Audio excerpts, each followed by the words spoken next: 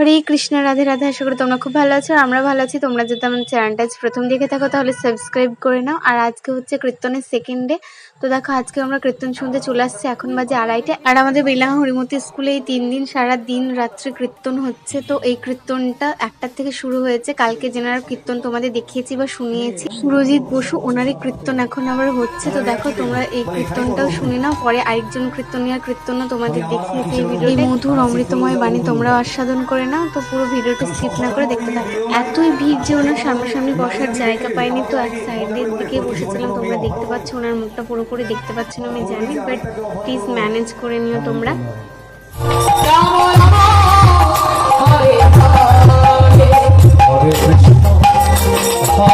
কৃষ্ণ কৃষ্ণ কৃষ্ণ হরে হরে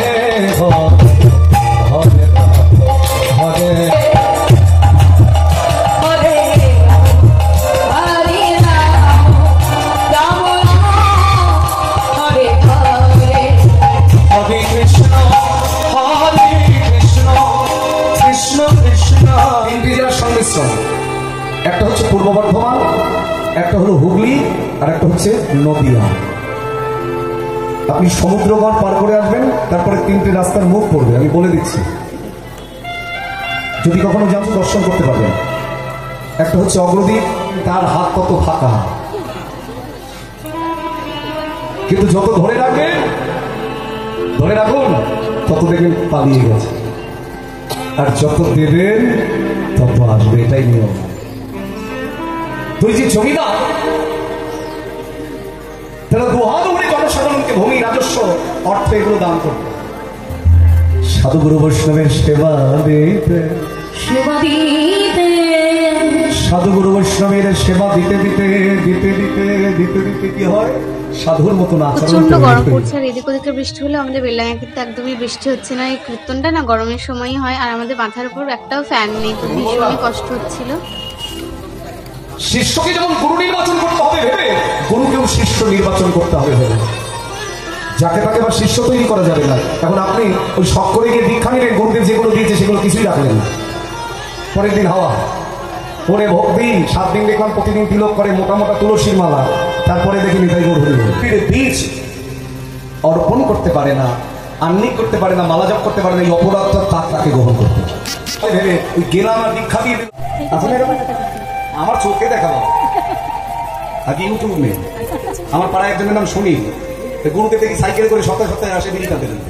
আরে গুরুদেবের বাবা অপরাধ নেবেন, হ্যাঁ শুনির তোর মায়ের পাড়াইছে বরিশালের লোক, 5 কেজি চাউল দেবে, জানবেন গুরু হবার চোখ করবে।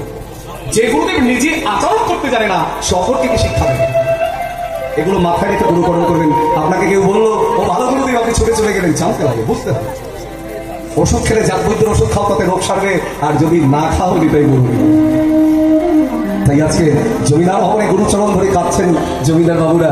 গুরু কল্প টিচার তৈরি করতে চায়, সবকিছুই তৈরি করতে চায়, কিন্তু কজন আছি বলুন তো বুকে হাত দিয়ে আমরা কৃষ্ণ ভক্ত তৈরি।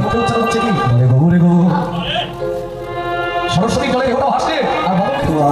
তিনি যখন পাঠশালায় গেলেন, অ কথা লেখার পরিবর্তে খাতা ভর্তি করে গৌর নাম লিখে ফেলেছেন। নদিয়া বিহারী আমার গৌর হরির রূপের কথা, গুণের কথা বিভিন্ন সাধুগুরু বৈষ্ণবের মুখে শ্রবণ করতে করতে তার হৃদয়টাই গৌর প্রেমময় হয়ে উঠেছে। তাই কাঁদে আর বলে, প্রভু গয়াবা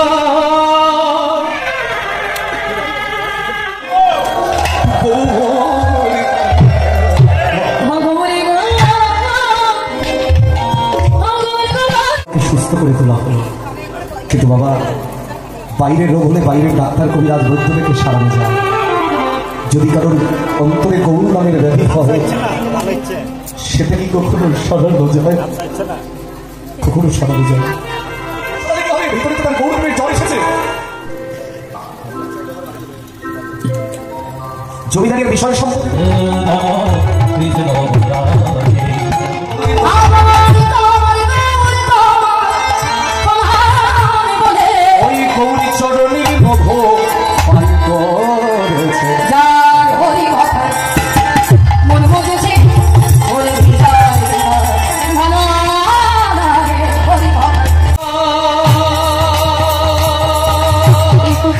বসুর কীর্তন শেষ হলো, আরেকজনের কীর্তন এখন শুরু হচ্ছে। আমরা যেহেতু 2:30টার সময় এসেছি, তো প্রচন্ড খিদে পেয়েছিল, তাই পাশে মিষ্টি দোকান ছিল, তাই আমরা সিঙ্গারা এনে দিল। তো দেখো আরেকটা কীর্তন নিয়ে উঠলো, তো এনার কীর্তনটা একটু শুনলাম।